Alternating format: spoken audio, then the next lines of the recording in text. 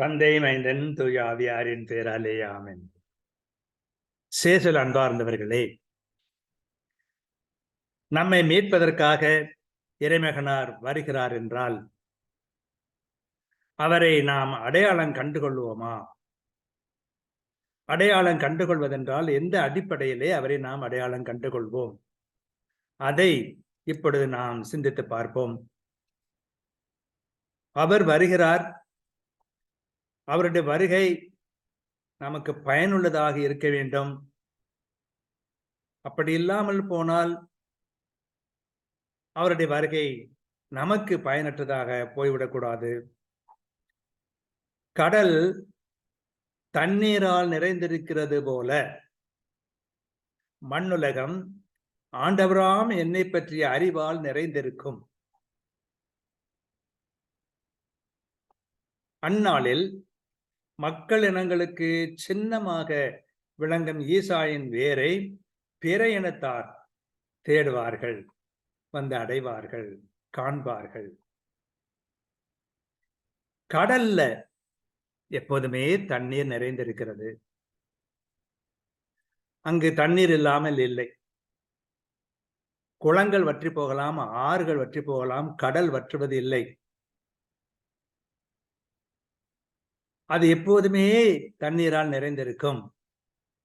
அது மாதிரி கடவுளை பற்றிய அறிவு மண்ணுலகம் எங்கும், அந்த மண்ணுலகின் தலைவராம் ஆண்டவரை பற்றிய அறிவு நிறைந்திருக்கும். இது கடவுளுடைய கனவுகளிலே ஒன்று. மக்கள் அவரை கண்டுகொள்வார்கள், சரியாகவே கண்டுகொள்வார்கள். மக்கள் இனங்களுக்கு சின்னம் ஈசாயின் வேலிருந்து வருகிற தண்டு. மரத்தை வெட்டிவிட்டார்கள்.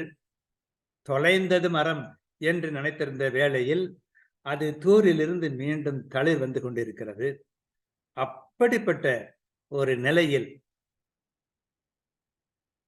தாவீதின் வழிமரபனராக இயேசு பெருமான் நம்முடைய மீட்பராக வருகிறார்.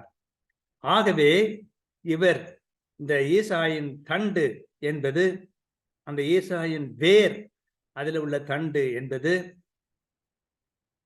அவருடைய வருகைக்கு ஒரு மக்களினுக்கு ஒரு அடையாளம், ஒரு குறியீடு. ஆகவே அவரை பிற இனத்தார் தேடி வருவார்கள்.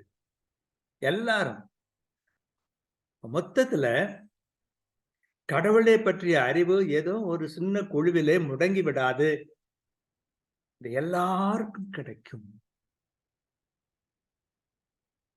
பலருக்கு பல விஷயங்கள் தெரியும், தெரியும் என்பது தெரியாமலே தெரியும் என்ற நிலை கூட உண்டு. அதையும் நாம் அறிந்து கொள்ள வேண்டும். சிலர் தெரியும் என்று நினைப்பார்கள், ஆனால் தெரியாது, அந்த நிலையும் உண்டு. இங்கு கடவுளை பற்றிய அறிவு மண்ணுலகம் எங்கும் நிரம்பி இருக்கும். கடலிலே தண்ணீர் எப்படி நிறைந்திருக்கிறதோ அது போல இந்த அறிவு மக்கள் இனங்களிடம் நிரம்பி இருக்கும். ஆகவே பிற இனத்தார் இந்த மீட்பரை தேடி வருவார்கள். அப்பொழுது அவர்கள் சொல்வார்கள், என்ன சொல்வார்கள்? அவருடைய செயல்களை எல்லாம் பார்த்துவிட்டு, அவர் பார்வையற்றவருக்கு, கண் பார்வையற்றவருக்கு பார்வை அருளுகிறார், நோய் நொடிகளை குணமாக்குகிறார், பேய்களை ஓட்டுகிறார், மக்களுக்கு நலம் பெறுகிறார், அவர் போதிக்கின்றார், தந்தையை பற்றி, அவருடைய இரக்கத்தை பற்றி, அவருடைய அன்பை பற்றி, மன்னிப்பை பற்றி எல்லாம் போதிக்கிறார். இதையெல்லாம் கேட்கிறவர்களும் காண்கிறவர்களும் அந்நாளிலே அவர் வந்தபோது அவர்கள் சொல்வார்கள், என்ன சொல்வார்கள்? இவரே நம் கடவுள், இவருக்கென்றே நாம் காத்திருந்தோம். அந்த அவர்களுடைய மனசுல ஒரு நிறைவு ஏற்படுகிறது. அவர்கள் தங்களுக்கு ஒரு மீட்பர் வேண்டும் என்று காத்திருந்தார்கள். இப்போது அடையாளம் கண்டுகொள்கிறார்கள். அதனால அவரை பற்றி அவர்களுடைய எண்ணம் என்ன என்று சொன்னால், இவர் நம்மை விடுவிப்பார்,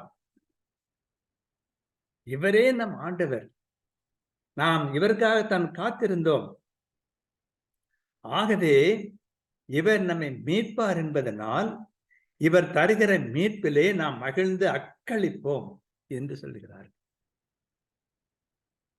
அவர் நலம் புரிந்ததும் அவர் நல்ல வகையிலே போதித்ததும் மனிதருடைய மனதிலே பேரானந்தத்தை ஏற்படுத்தியது. மகிழ்ந்து கொண்டாடினார்கள். அந்த மாதிரியான ஒரு மனசு நமக்கும் வேண்டும். நாமும் இந்த கிறிஸ்து வருகிறாரே, அவருடைய மீட்பு சக்தியை உணர்ந்து அவர் நம்மை மீட்கிறார் என்பதை அனுபவித்து நாமும் சொல்ல வேண்டும், இவரே நம் கடவுள், இவருக்கென்றே நாம் காத்திருந்தோம், இவர் நம்மை விடுவிப்பார், இவரே நம் ஆண்டவர், இவர் தருகிற மீட்பிலே நாம் மகிழ்ந்து அக்களிப்போம், அகமகிழ்வோம். அந்த மாதிரி ஒரு மகிழ்ச்சி, ஒரு பெருமை இதெல்லாம் இருக்க வேண்டும். ஆகவே இந்த திருவருகை காலம் என்பது வறட்சியான ஒரு காலம் அல்ல, உணர்ச்சி பொங்குகிற ஒரு காலம். குறிப்பாக மகிழ்ச்சி பொங்குகிற ஒரு காலம், எதிர்பார்த்திருக்கிற காலம், அந்த எதிர்பார்ப்பு நிறைவேறும் என்று உறுதியுடைய ஒரு காலம். ஆகவே அவர் வருவார், அவரை நாம் காண்போம், கண்டு அவருடைய அனுபவத்திலே இவரே நம் மீட்பர், இவரே நம் ஆண்டவர், இவருக்காகத்தான் நாம் காத்திருந்தோம், ஆகா இவர்தான் நம் கடவுள் என்றெல்லாம் நாமும் மகிழ்ச்சி அடைய வேண்டும். பிறகு நமக்கு தருகிற பல்வேறு நன்மைகளை எல்லாம் பார்த்துவிட்டு நாம் உணர்கிறோம், உணர்ந்து ஏற்றுக்கொள்கிறோம், ஆண்டவர் நம் ஆற்றலால் இதை செய்தார் என்றும், இஸ்ராயலின் தூயவர் அதை படைத்தார் என்றும் மக்கள் கண்டு உணர்ந்து கொள்வர், ஒருங்கே சிந்தித்து புரிந்து கொள்வர். உலகத்தை படைத்தது, உலகத்தை மீட்டது, இவை எல்லாமே இஸ்ராயலின் தூயவருடைய செயல் என்பதை மக்கள் எல்லாரும் கண்டு உணர்ந்து கொள்வார்கள்.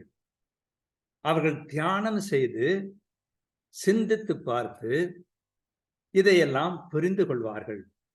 ஆகவே இந்த காலம், திருவருகை காலம் மிக அற்புதமான காலம், அருமையான காலம், வருகின்ற கிறிஸ்து பெருமானை வரவேற்கிற காலம்.